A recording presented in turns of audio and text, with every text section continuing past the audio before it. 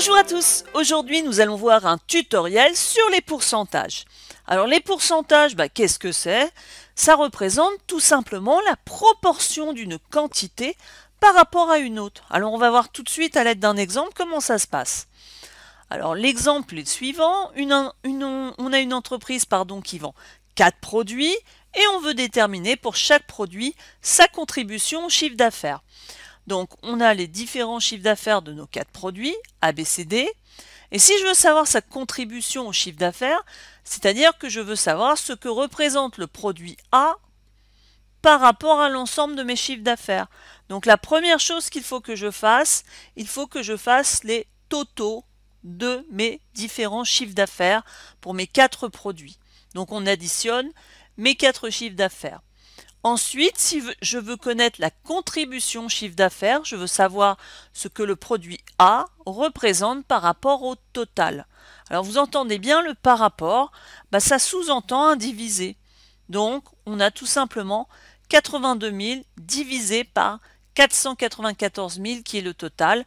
Et comme c'est un pourcentage, je n'oublie pas de multiplier par 100. Donc, le produit A représente 16,60% du chiffre d'affaires. Je peux maintenant continuer avec le produit B. Donc, je reprends les 254 000 divisé par le total, multiplié par 100. Donc, mon produit B représente 51,42% de mon chiffre d'affaires. Je continue avec C, toujours le chiffre d'affaires de C, par rapport au total, multiplié par 100. Et donc, mon produit C représente 6,58 du chiffre d'affaires. Enfin, mon produit D, je reprends donc le chiffre d'affaires, je divise par le total de l'ensemble des chiffres d'affaires, je multiplie par 100, et donc mon produit D représente 25,40% de mon chiffre d'affaires. À la fin, pour bien vérifier que on a bien réalisé nos calculs, même si on pourrait avoir quelques arrondis, on vérifie bien que l'on a 100% en additionnant nos différents pourcentages.